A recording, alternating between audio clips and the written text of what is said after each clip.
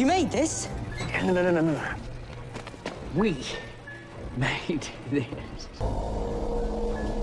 ये कहानी जैसे ही स्टार्ट होती है हम एक आदमी विक्टर फ्रैंकेनस्टाइन को देखते हैं जो कि एक मेडिकल स्टूडेंट है और ये अपनी लाइफ में कुछ बहुत बड़ा करना चाहता है। एक रात वो सर्कस में जाता है जहाँ पर एक खूबसूरत लड़की अपनी परफॉर्मेंस दिखा रही होती है और इसी परफॉर्मेंस के दरमियान ये लड़की काफी ऊंचाई से नीचे गिर जाती है जिसकी वजह से इसे काफी चोट भी लग जाती है। यहीं पर हम इगोर को भी देखते हैं जिसको कुछ बैक प्रॉब्लम है, इसकी कमर झुकी हुई होती है जिसकी वजह से ये सही नहीं चल पाता। ये इस लड़की को बहुत पसंद करता है। गिरने की वजह से ये लड़की सांस सही से ले नहीं पा रही थी, लेकिन इगोर समझ आता है कि उसे क्या प्रॉब्लम है और उसको कैसे ठीक करना है। क्योंकि इगोर को ह्यूमन स्ट्रक्चर की काफी नॉलेज थी। ये सब इसलिए था क्योंकि वो कुबड़ा इंसान था, उसकी कमर झुकी हुई थी और उसको ठीक करने के चक्कर में उसने बहुत सी स्टडी कर रखी। उसके पास डिग्री तो नहीं थी पर वो किसी डॉक्टर से कम नहीं था और कुछ ही देर में वो उस लड़की की जान भी बचा लेता है और ये लड़की दोबारा से सांस लेने लगती है। विक्टर फ्रैंकेनस्टाइन भी ये सब कुछ देख रहा होता है और काफी हैरान होता है। वो इगोर के पास जाता है और उसे कहता है कि ये सब तुमने कैसे किया। वो बताता है कि ये मैंने बहुत सी बुक्स पढ़ रखी हैं। विक्टर उसको कहता है कि तुम सर्कस में अपना वक्त जाया कर रहे हो, अपना टाइम जाया कर रहे हो, तुम मेरे साथ चलो, मैं तुम्हारी नई जिंदगी बना दूंगा। ये सब बातें वहाँ का रिंग लीडर यानी कि रिंग मास्टर भी सुन लेता है जो उस जगह का ऑनर है। उसको बहुत गुस्सा आता है क्योंकि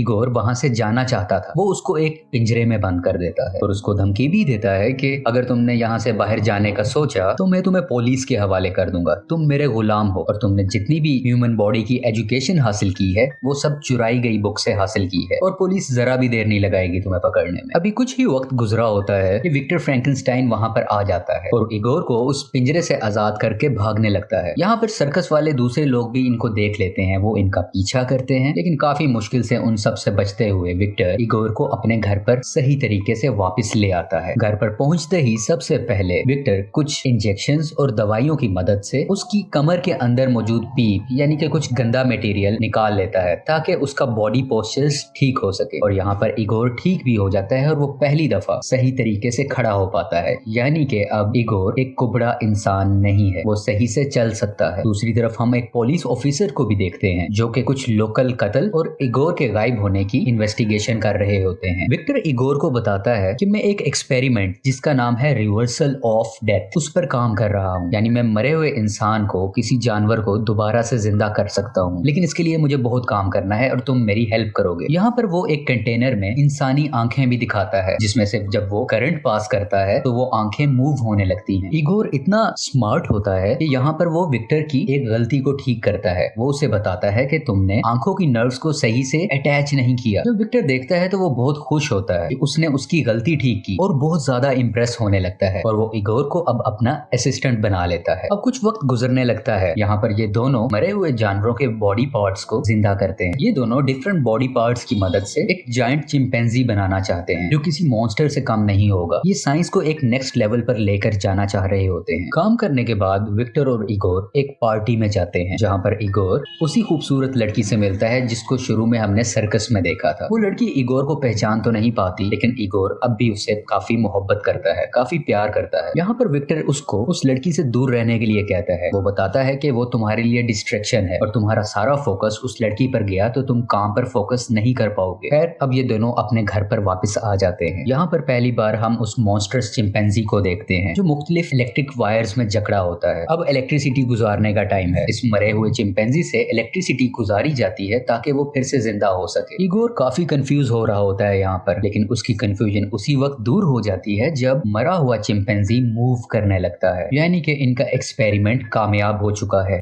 अगले ही दिन अपनी साइंस को प्रूव करने के लिए विक्टर फ्रैंकेनस्टाइन उस चिंपैंजी को अपनी यूनिवर्सिटी में लेकर जाते हैं। यहाँ पर थोड़ी सी मुश्किलें तो आती हैं, लेकिन जब वो चिंपैंजी जिंदा होता है तो वो इधर उधर अटैक करने लगता है, लोगों को नुकसान पहुंचाने लगता है, जिसको देखते हुए विक्टर अपनी ही बनाई हुई क्रिएशन यानी उस चिंपैंजी को मार देते हैं। विक्टर को उसकी यूनिवर्सिटी से निकाल दिया जाता है क्योंकि उसने अनकन्वेंशनल मेथड्स को इस्तेमाल किया है। यहीं पर इसके कुछ क्लासमेट्स भी होते हैं जो काफी अमीर होते हैं, काफी रिच होते हैं। वो विक्टर को कहते हैं कि हम तुम्हें फंडिंग देंगे, तुम इन एक्सपेरिमेंट्स को कंटिन्यू रखो। और ये भी बताता है कि तुम मेरे लिए आर्टिफिशियल ह्यूमनॉइड्स बनाओगे, यानी कुछ ऐसे क्रिएचर्स जिनको हम अपने मुताबिक क्रिएट कर सकें और वो हमारी मुख्तलिफ कामों में हेल्प कर सकें। उसके अलावा काफी पैसे भी ऑफर करता है। यहाँ पर हम इगोर को देखते हैं, वो नहीं चाहता कि वो इन लोगों के साथ काम करे, लेकिन विक्टर इगोर को नजरअंदाज करते हुए यानी उसे अवॉइड करते हुए अपने रिच क्लासमेट की ऑफर को एक्सेप्ट कर लेता है। और इगोर भी उसकी हाँ में हाँ कर देता है, क्योंकि विक्टर ने उसको नई जिंदगी दी थी, उसकी कमर ठीक की थी, उसकी जान बचाई थी, उसने काफी एहसान किए थे, जिस वजह से वो विक्टर का साथ देने के लिए रेडी हो जाता है। अगले ही दिन वही पुलिस ऑफिसर विक्टर के घर आते हैं ताकि वो इस केस की जांच कर सकें। उन्हें ये भी मालूम हो गया था कि यूनिवर्सिटी में चिंपैंजी को जिंदा करने की कोशिश की गई थी, लेकिन इन पुलिस ऑफिसर के पास घर चेक करने का वारंट नहीं होता, तो विक्टर उनको घर चेक करने नहीं देता और वो मायूस होकर वहां से चले जाते हैं। यहाँ पर इगोर उस सर्कस वाली लड़की से मिलता है जिसको वो प्यार करता है। वो लड़की उसे समझाती है कि तुम विक्टर को मना करो कि ऐसे एक्सपेरिमेंट्स ना करे, वरना वो फिर से कोई मॉन्स्टर बना डालेगा। और ये दोनों बहुत सा वक्त साथ स्पेंड करते हैं। वहां से वापसी पर जब ये घर पर आ रहा होता है तो देखता है कि वही पुलिसमैन और उसके साथी घर का दरवाजा तोड़ रहे होते हैं। इगोर दूसरे दरवाजे से अंदर जाता है और विक्टर को भागने के लिए कहता है। उसे बताता है कि तुम्हारा इन्वेस्टर, तुम्हारा क्लासमेट, उसने हमारे भागने का इंतजाम किया हुआ है। लेकिन विक्टर वहां से नहीं जाता और वो सारी मशीनरी को तोड़ने लगता है। वो चाहता है कि ये मशीनरी किसी और के हाथ ना लगे। इतनी ही देर में वो पुलिस ऑफिसर अंदर आ जाता है और उनको गन दिखाकर रोकने की कोशिश करता है, लेकिन वो नहीं रोकते और पुलिस ऑफिसर और विक्टर की आपस में लड़ाई होने लगती है। काफी लड़ाई के बाद विक्टर उसको धक्का देता है, जिसकी वजह से उसका हाथ बड़े से गियर के अंदर आ जाता है और उसका हाथ कट जाता है। अब पुलिस ऑफिसर का एक हाथ नहीं रहा। दूसरी तरफ ये दोनों एक कैरेज में यानी घोड़े वाली बग्गी में बैठकर अपने उसी दोस्त के पास चले जाते हैं जिसने इस प्रोजेक्ट को फंड किया है। यहाँ पर इनका दोस्त यानी कि इन्वेस्टर इनको मजीद पैसे देता है। वो कहता है तुम मेरे प्रोजेक्ट पर काम करो, तुम एक आर्टिफिशियल ह्यूमन बनाओ। क्योंकि अब यहाँ पर काम करना सेफ नहीं था तो रिच इन्वेस्टर उसे कहता है कि तुम स्कॉटलैंड चले जाओ, वहां पर मेरा एक फैमिली बैंगलो है, तुम वहां पर खामोशी से खुलकर काम कर सकते हो। इगोर एक बार फिर से उसे कहता है कि तुम इन चक्रों में ना पड़ो, लेकिन विक्टर उसकी नहीं सुनता और वो स्कॉटलैंड के लिए चला जाता है ताकि अपने एक्सपेरिमेंट पर काम कर सके। जैसे ही वो चला जाता है तो रिच इन्वेस्टर इगोर के पास आता है और वो उसे बताता है कि जैसे ही ये एक्सपेरिमेंट कंप्लीट हो जाएगा तो मैं विक्टर को मार दूंगा और उसके बनाए गए आर्टिफिशियल ह्यूमन को मैं एक वेपन की तरह इस्तेमाल करूं, क्योंकि वो आर्टिफिशियल होगा तो उस पर ना कोई गोली असर कर पाएगी, ना कोई उसे मार पाएगा और वो मेरे हुक्म पर चलेगा। ये सब इसे बताते ही इगोर के हाथ पांव बांधकर उसे पानी में फेंकवा दिया जाता है, लेकिन काफी मुश्किल से इगोर अपनी रस्सियों को खोलता है और अपनी जान बचाकर ऊपर आ जाता है। अपनी जान बचाने के बाद वो उसी सर्कस वाली लड़की के पास जाता है और उसे कहता है कि विक्टर की जान खतरे में है, हमें उसकी जान बचानी होगी। और ये दोनों भी मिलकर स्कॉटलैंड चले जाते हैं ताकि विक्टर को बताया जा सके कि उसकी जान खतरे में है। यहाँ पर पहुंचते ही वो सब कुछ विक्टर को बता देता है कि तुम्हारे साथ खेला जा रहा है, तुम्हारी जान को खतरा है। लेकिन ये सब कुछ जानने के बावजूद भी विक्टर इस एक्सपेरिमेंट को कंटिन्यू रखना चाहता है, क्योंकि वो उसे एक सीक्रेट बताता है कि बहुत साल पहले एक तूफान आया था जहाँ पर मेरा बड़ा भाई मारा गया था और कहीं ना कहीं विक्टर अपनी भाई की मौत का जिम्मा खुद को देता है और वो इस एक्सपेरिमेंट के थ्रू अपने ही बड़े भाई को जिंदा करना चाहता है।